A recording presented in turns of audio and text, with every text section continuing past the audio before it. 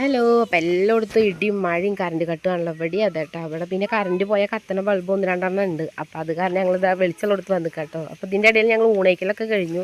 അങ്ങനെ ഇരിക്കുന്ന ടൈമിലാണ് ഏട്ടൻ പണി മാറ്റി വന്നിട്ടോ. വരുമ്പോൾ നല്ല കുട്ടൻ കോര കൊടുന്നിരുന്നു. ഞങ്ങളുടെ അവിടെ പുതിയാപ്പിള കോര എന്ന് പറയും കേട്ടോ. ചുവന്ന കോര ഉണ്ടല്ലോ, അത് നല്ല ഫ്രഷ് ആയിരുന്നു കേട്ടോ. അപ്പോൾ കറണ്ട് പോയെങ്കിലും ഞാനൊക്കെ എടുത്ത് ഫ്രിഡ്ജിലേക്ക് വെച്ചിട്ടുണ്ട്, വരുമ്പോൾ വരട്ടെ. പിന്നെ കുറച്ച് ഐറ്റംസ് ഞാൻ വാട്സപ്പിൽ വിട്ടു കൊടുത്തിരുന്നു, അത് അതുപോലെ തന്നെ കൊണ്ടു വന്നിട്ടുണ്ട്.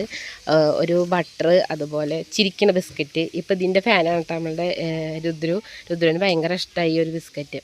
അപ്പോൾ അത്, പിന്നെ ഒരു പാക്കറ്റ് പാല്, ഒരു ടീ കേക്ക് ഉണ്ടാക്കണമെന്ന് വിചാരിക്കുന്നുണ്ട്. ആ ഒരു പ്ലാനിങ്ങിൻ്റെ പുറത്താണ് ഈ ഐറ്റംസൊക്കെ വാങ്ങിപ്പിച്ചിട്ടുള്ളത് കേട്ടോ. പിന്നെ ഒരു സർപ്രൈസ് സംഭവം ഉണ്ടായിരുന്നു കേട്ടോ. വേറെ ഒന്നല്ല, നല്ല ചൂട് പൊറാട്ടയും നല്ല ചൂട് ബീഫ് ഫ്രൈ കേട്ടോ.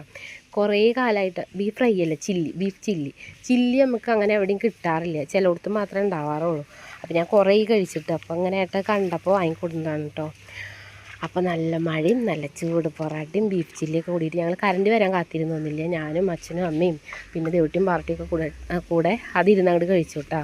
കറണ്ട് വരാനൊക്കെ നിന്നിട്ടുണ്ടെങ്കിൽ ഒരുപാട് ടൈമാവും, ഞങ്ങൾക്ക് അത്ര ക്ഷമ ഉണ്ടാവുന്നില്ല. അപ്പോൾ അവിടെ ചില്ലിയെല്ലാം അടിപൊളിയായിരുന്നു കേട്ടോ. അപ്പോൾ അതൊക്കെ കഴിച്ചു. അതിനുശേഷം ഏട്ടന് ചൂടുവെള്ളം വേണം പറഞ്ഞു.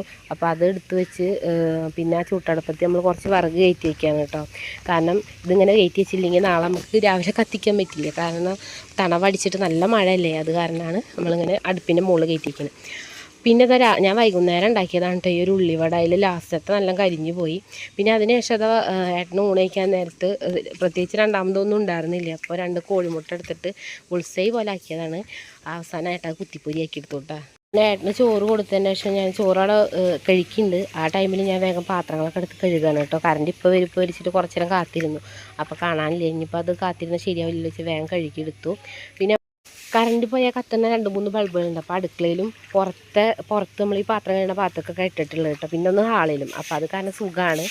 അപ്പോൾ അതൊക്കെ കഴിഞ്ഞ് ഞാൻ നേരെ വന്ന് പായൊക്കെ വിരിക്കാനുള്ള സെറ്റപ്പിലാണ് കേട്ടോ. അതിൻ്റെ ഇടയിൽ രുദ്രു കിടന്നിട്ട് ഇങ്ങനെ കളിക്കുകയാണ് കേട്ടോ. പായ വിരിക്കണത് കണ്ട അപ്പം അവൻ കയറി വിരിപ്പിൻ്റെ മുകളിൽ ഇരുന്ന് മറിയൽ തുടങ്ങും. അപ്പോൾ അവനെ ഏട്ടൻ പിടിച്ചുകൊണ്ടിട്ടുണ്ടെങ്കിൽ വേഗം അതാ 2-3 വിരിപ്പൊക്കെ ഇട്ടിട്ട് ഞങ്ങൾ കിടക്കുന്നത്. പായ ഇടാറില്ല കേട്ടോ. അപ്പോൾ നമ്മൾ വിരിപ്പ് നല്ല കട്ടിയുള്ള വിരിപ്പാണ് ഇടാറ്. പിന്നെ അതൊക്കെ കഴിഞ്ഞ് പിന്നെ പെട്ടെന്ന് ഓർമ്മ വന്നാണ് ഗ്രീൻ പീസ് നാളേക്ക് വെള്ളത്തിലിടുന്നത്. അപ്പോൾ അതും വെള്ളത്തിലിട്ടു. അപ്പോൾ ഓക്കെ, ബൈ.